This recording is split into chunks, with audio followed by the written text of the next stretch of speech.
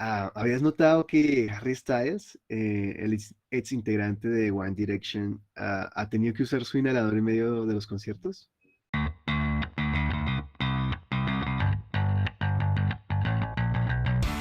Bienvenidos a Podmédicos, el podcast de medicina para cuidadores de la salud. Nuestro propósito es compartir información actualizada y de la mejor calidad para que estudies sin la necesidad de leer. Somos Miguel Cañón. y Juan Mogollón.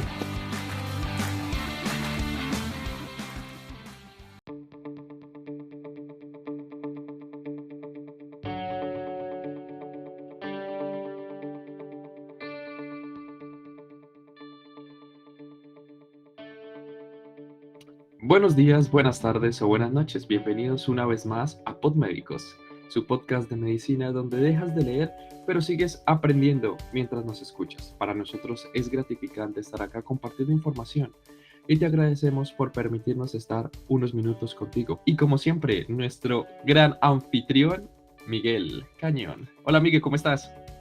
Muy bien, muy bien. Aquí cumpliendo con mis labores de co-host, así como tu querido host. Bueno, antes de iniciar queremos recordarte que nos puedes encontrar en redes sociales como @podmédicos, donde puedes encontrar tip médicos y tip para el MIR. Pero si lo que quieres es información para pacientes o eres un cuidador de pacientes, te sugerimos que nos encuentres en @miguelcanonmd. Bueno, y el día de hoy comenzamos una nueva jornada académica, un nuevo tema que es de mucho interés y muy frecuente entre nosotros. Es una patología que afecta alrededor del 18% de la población en general, entre los diferentes lugares del mundo. Una enfermedad que hasta el mismo Harry Styles sufre. Entonces vamos a hablar el día de hoy de asma. Y bueno, Juan, ¿qué es el asma? ¿Cómo la definimos? Bueno, Miguel, según la GINA 2022, el asma es una enfermedad heterogénea generalmente caracterizada por una inflamación crónica de las vías respiratorias. Se define por la historia de síntomas respiratorios como sibilancias, dificultad para respirar, opresión en el pecho, tos que varía con el tiempo y en su intensidad, junto con una limitación variable del flujo de aire expiratorio. Es muy parecido a la enfermedad que hablamos los capítulos anteriores, ¿no crees? Supongo que te refieres al EPOC. Y por cierto, si Correcto. quieres interesarte más acerca del EPOC, tenemos toda una serie de capítulos.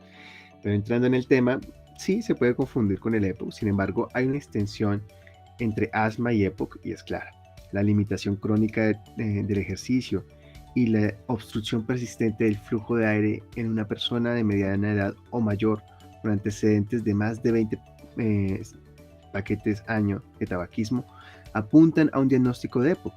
En la EPOC, las pruebas de función pulmonar antes y después de broncodilatador pueden confirmar poca o ninguna reversibilidad de la obstrucción del flujo de aire. En ocasiones, o en otras ocasiones, sin embargo, la distinción es menos clara, como cuando los pacientes con EPOC presentan síntomas episódicos y una gran componente reversible de la obstrucción del flujo del aire. El reconocimiento de estas características superpuestas, tanto del asma como del EPOC, en algunos pacientes ha llevado a la descripción de la afección por superposición de asma y EPOC descrito por el GINA. ¿Qué es esto del asma y EPOC? Pues bueno, el término superposición de asma y EPOC se ha utilizado para identificar a los pacientes con enfermedad en las vías respiratorias y que tienen características tanto de asma como de EPOC. Sin embargo, el tema sigue siendo controvertido y no ha surgido una definición única y universalmente aceptada. La mayoría de las definiciones propuestas son que a la edad de mayor de 40 años, la obstrucción persistente del flujo de aire y un historial de asma o evidencias de reversibilidad parcial de broncodilatadores puede ser criterios por los cuales podemos definir a alguien con una superposición de asma EPOC. Un poco difícil, pero bueno, ahora nos centraremos en el asma. ¿Y cuáles son sus características? Bueno, entramos en las características del asma, pero antes de mencionar estas características, es importante recalcar que el asma se puede presentar a cualquier edad, siendo más común en la infancia y la frecuencia máxima, según Harrison 20 edición, es a los 3 años, siguiendo 2 veces más frecuente en los niños en comparación con las niñas, pero muchas veces con la pubertad los síntomas se resuelven por completo y en la edad adulta la prevalencia es similar entre ambos sexos. Se debe hacer hincapié en que la intensidad de los síntomas no varía, por ejemplo, en los sujetos con asma leve, pocas veces evolucionan en un asma grave, en tanto que los pacientes que presentan asma grave, por lo general, presentan o manifiestan el mismo grado de enfermedad desde el inicio. Bueno, ahora es tiempo de hablar entonces de los factores de riesgo y sus desencadenantes. El asma es un trastorno heterogéneo en el que guardan relación mutua factores genéticos y ambientales. También se han identificado ciertos factores de riesgo que predisponen al asma. ¿Nos puedes comentar alguno? Por supuesto, la atopia es el principal factor de riesgo para padecer asma. Las personas no atópicas tienen un riesgo muy bajo de presentar la enfermedad.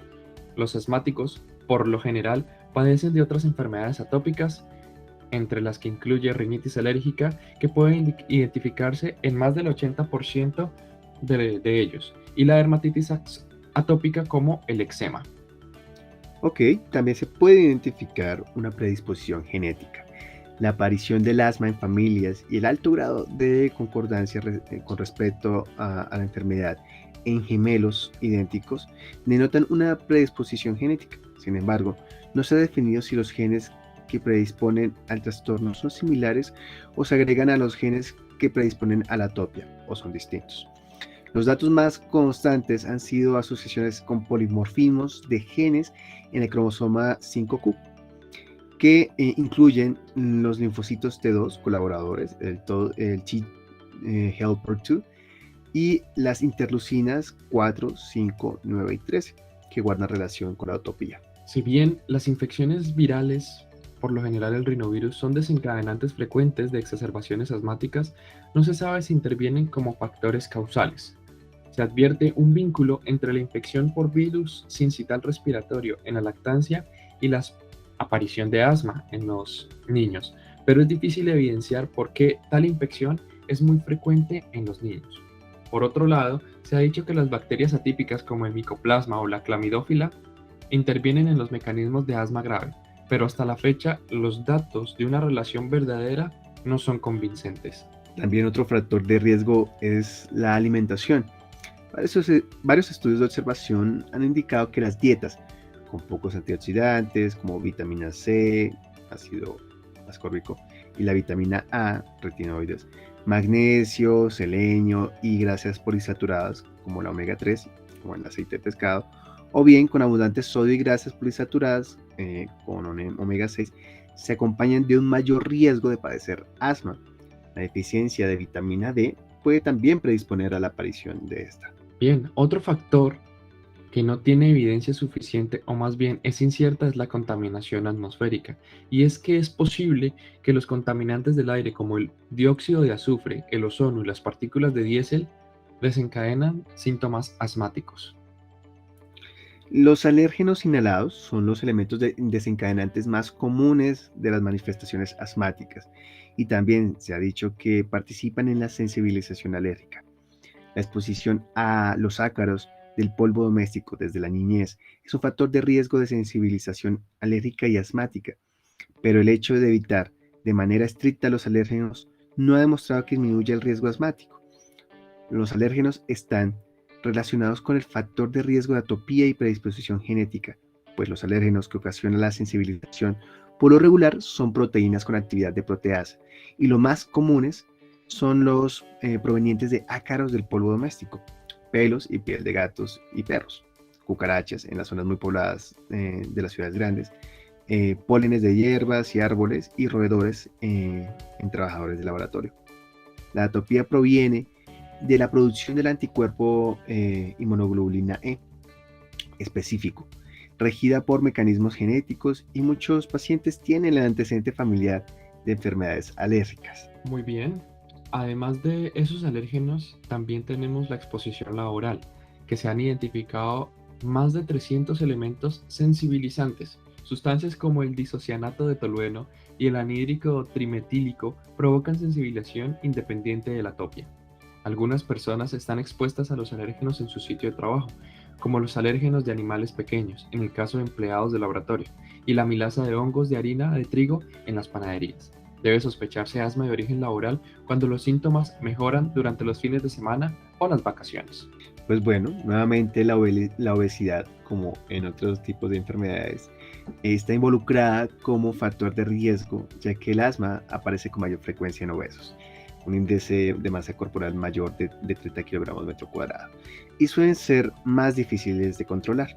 También existen otros factores de riesgo como la menor edad de la gestante, la duración de la lactancia, la prematurez y el bajo peso al nacer, así como la inactividad.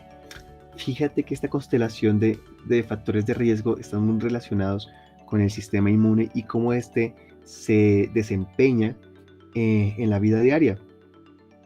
Sí, eso que hablábamos en los capítulos de diabetes y en la fisiopatología de la diabetes, de que tenemos factores inmunológicos y que hay una memoria inmunológica y una memoria, por decirlo así, genética, también está relacionada con el asma, que es lo que hablaremos en unos momentos en la fisiopatología del asma.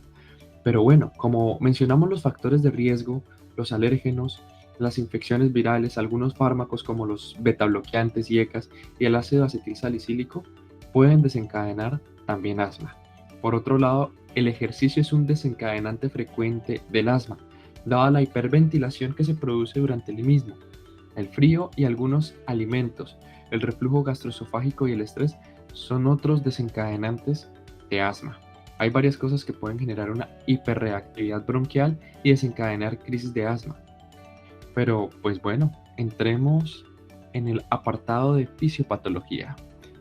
Ok, esto es algo que en lo personal me emociona porque es genialísimo. El asma se acompaña de una inflamación crónica específica de la mucosa de las vías respiratorias bajas. Y su cuadro histopatológico se conoce gracias a la exploración de los pulmones en la necropsia de individuos que fallecieron por esta enfermedad y también a biopsias bronquiales de individuos con asma leve. La mucosa respiratoria es infiltrada por los eosinófilos y los linfocitos T activados, y también hay activación de mastocitos de la mucosa. Merece la pena mencionar que la magnitud de la inflamación no es proporcional a la intensidad de la enfermedad, que incluso se puede observar en sujetos atópicos sin síntomas. Bueno, un signo característico es el engrosamiento de la membrana basal por un almacenamiento de colágeno en el plano subepitelial, colágeno 3 y colágeno 5.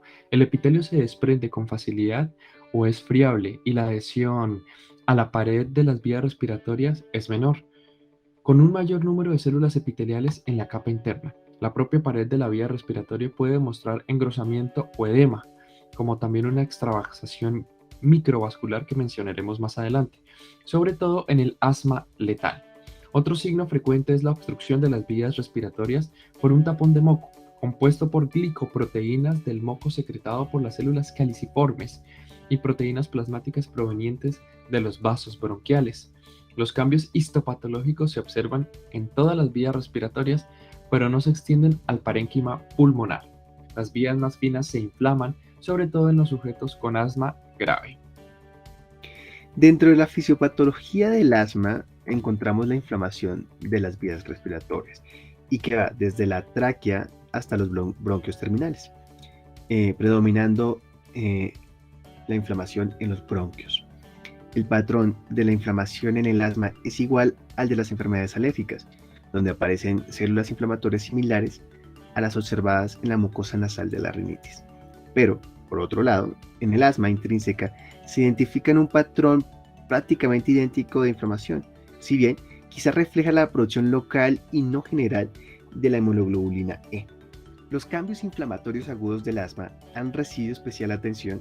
Sin embargo, se trata de un proceso inflamatorio crónico, a los cuales en las exacerbaciones a la inflamación crónica se le superpone episodios inflamatorios agudos. El patrón inflamatorio más frecuente del asma se caracteriza por la infiltración de eosinófilos. Algunos crónicos muestran infiltración de neutrófilos, la cual es menos sensible a corticoides. Pero se sabe que hay múltiples células inflamatorias que intervienen en la fisiopatología del asma. Así que, ¿como cuáles serían? Y continuamos con inmunología. Un ejemplo son los mastocitos, importantes para desencadenar las respuestas broncoconstrictoras agudas a alérgenos y otros estímulos de acción directa, como los que mencionamos en los factores desencadenantes, como el ejercicio, ya que se ha demostrado que la presencia de mastocitos activados en la superficie de las vías respiratorias en pacientes con asma, así como también en el músculo liso, los mastocitos son activados por alérgenos mediante un mecanismo que depende de la IgE. Los mastocitos liberan mediadores broncoconstrictores como la histamina, prostaglandina D2 y cistenil-leucotrienos. Otro ejemplo de células que intervienen en el asma son los macrófagos y las células dendríticas. Los macrófagos provienen de los monocitos sanguíneos. Pueden pasar a las vías respiratorias en el asma y son activados por alérgenos a través de receptores IgE específicos de poca afinidad. Los macrófagos pueden generar una respuesta inflamatoria mediante la liberación de interleuquina 10. Por otro lado, las células dendríticas son como los macrófagos, pero más especializadas en el epitelio respiratorio, y son las células principales en presentar los antígenos. Las células dendríticas captan el alérgeno, lo transforman en péptidos, lo diferencian y lo presentan a los linfocitos Th2, que son importantes en la coordinación de la respuesta inflamatoria, ya que permite un reclutamiento de eosinófilos, o sea, más eosinófilos, más respuesta inflamatoria. Los Th2, mediante la interleuquina 5 y los eosinófilos, estimulan aún más la producción de IL-4 e IL-3, lo cual genera un aumento en la producción de IgE. Esto es un círculo vicioso. Sí, efectivamente, así como la inflamación nos explica bastante bien el proceso de fisiopatología de la diabetes, la inflamación también nos explica perfectamente el proceso de la EPOC. En el asma, pues pareciera que el mecanismo acumulativo y el proceso inflamatorio, pues está muy implicado, aunque pues está más relacionado o por lo menos está más especializado el estudio de la fisiopatología del asma, porque realmente era más claro que las otras dos enfermedades. Si bien es un tema muy pesado, pues es importante, ya dado que pues, así podemos entender dónde podemos dar a las dianas farmacológicas en este camino de la revisión del asma. Pero bueno, finalizando, los eosinófilos son otras células implicadas en la fisiopatología del asma, pues la infiltración de eosinófilos es un signo característico de las vías respiratorias de los asmáticos, pues la inhalación de alérgenos provoca un aumento del número de eosinófilos activados. Estas células intervienen en la hiperreactividad de las vías respiratorias por medio de la liberación de proteínas básicas y la liberación de radicales libres. Los eosinófilos son importantes en la liberación de factores de crecimiento que intervienen en la remodelación de las vías respiratorias y en las exacerbaciones. Así que pues Juan, dentro de la fisiopatología hemos hablado de la inflamación y de la remodelación de las vías respiratorias. Dime, ¿cuál es el efecto de la inflamación? La respuesta inflamatoria crónica genera algunos efectos, como lo mencionamos al principio, el desprendimiento del epitelio respiratorio, el cual contribuye a una hiperreactividad bronquial. Este desprendimiento genera una pérdida de la función de barrera que permite la penetración de los alérgenos. También produce una pérdida de enzimas como la neuropeptidasa neutra, que normalmente degrada los mediadores inflamatorios. Otro efecto de la inflamación es la fibrosis, pues también como lo mencionamos al inicio, se ha demostrado que todos los asmáticos tienen por lo general la membrana basal engrosada a causa de una fibrosis subepitelial con almacenamiento de colágeno tipo 2 y tipo 3 y tipo 5, acompañada de una infiltración eosinófila. También la inflamación genera un aumento del flujo sanguíneo en la mucosa de las vías respiratorias, lo que puede contribuir a estenosis de las vías respiratorias por la angiogénesis, consecuencia de la producción de factores de crecimiento, observándose el derrame microvascular que mencionábamos al inicio de las venillas postcapilares, lo que genera edema de las vías respiratorias y un exudado de plasma en el interior de las vías lo que nos conlleva a una hipersecreción mucosa, que es una secreción excesiva de moco, también porque hay hiperplasia de las células caliciformes productoras de moco. Es algo que es crónico, pero que se evidencia más en las exacerbaciones. Pero bien, ahora hablemos de los efectos en la remodelación de las vías respiratorias. Pues bueno, en el asma, como lo hemos mencionado anteriormente, intervienen muchos mecanismos en los cuales la inflamación es predominante. Sin embargo, estos generan cambios estructurales en las vías respiratorias, como la estenosis irreversible, la cual genera un deterioro en la función pulmonar con el paso del tiempo. Y esto suena a que vamos a entrar a diagnóstico.